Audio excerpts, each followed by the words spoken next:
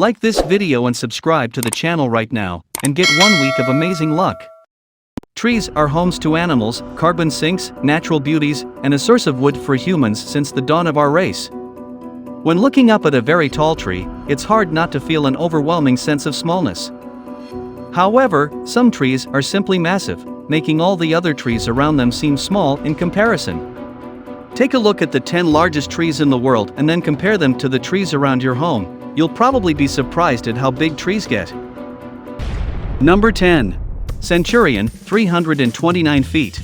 This eucalyptus tree in Tasmania is a great name with a hidden location. The Centurion is the tallest flowering tree in the world, having surpassed the 100-meter barrier in 2018. It was believed to be 99.7 meters when it was originally found using lidar in 2008 and later measured with a climber-deployed tape line.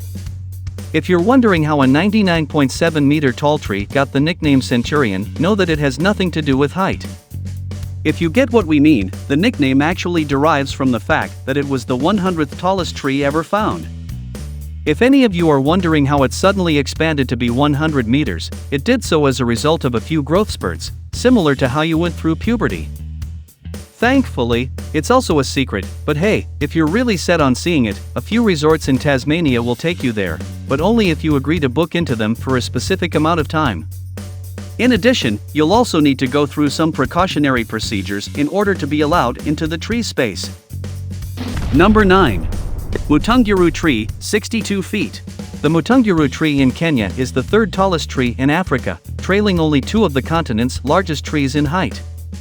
While its height of only 62 feet may not seem spectacular, the stories surrounding it will undoubtedly touch your heart. According to one of these tales, the tree is home to several ancient spirits.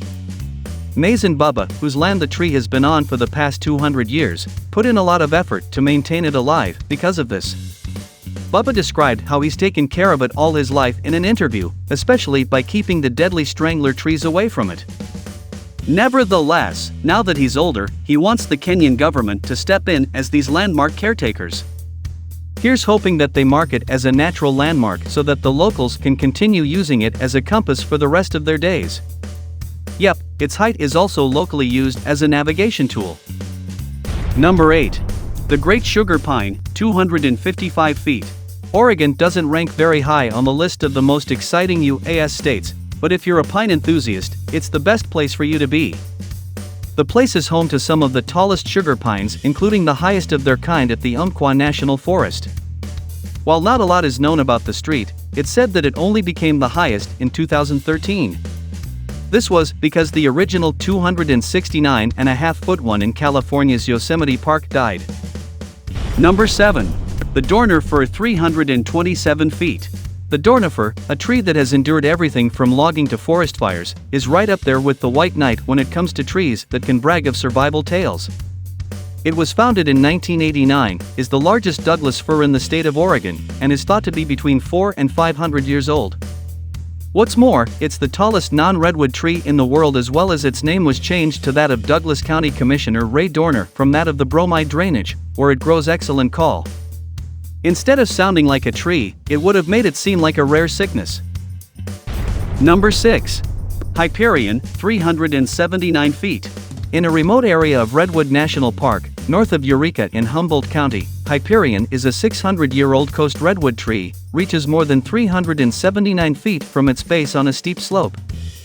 First found in 2006, the Hyperion takes its name from the Greek Titan renowned for having given birth to the sun, moon, and dawn gods.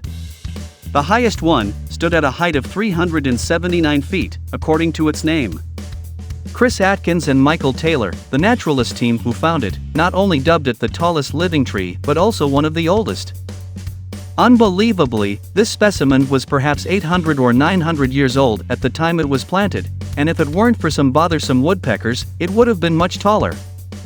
Its precise location is kept a mystery, and in our opinion, they did so for the best of reasons.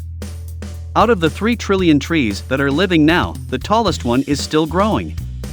Since its discovery in 2006, Hyperion has grown at a pace of 3.9 centimeters each year.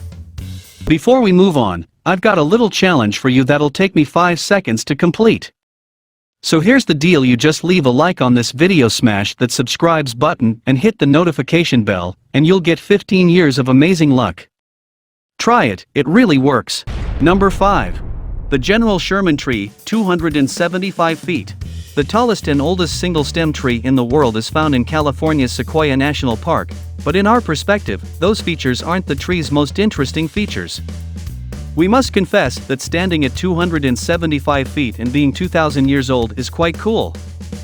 Being temporarily named after Karl Marx, nevertheless, is still problematic. Yes, you read that correctly. The tree was given the name Marx at a time when it was occupied by a socialist society. Sadly, as the community split up, the reclaimed land was turned into the Sequoia National Park. As a result, its name was restored to that of the Civil War general who oversaw James Wolverton, the organization's original founder, when he was a soldier. What's even more intriguing about it is that, in contrast to the two prior specimens, this one is accessible to travelers. If you don't mind using a shuttle bus, you should go there. Number 4. Entandrophragma excelsum, 267 feet. Giant trees of this caliber are uncommon in Africa, which is what makes this towering specimen so exceptional. How on earth did this one get to be so tall? Well, the high-nutrient volcanic soil of the mountain, as well as the region's high temperature and precipitation all, had a significant role in its growth. As far as preservation is concerned, this tree, like the majority of trees in the area, faces the threat of logging.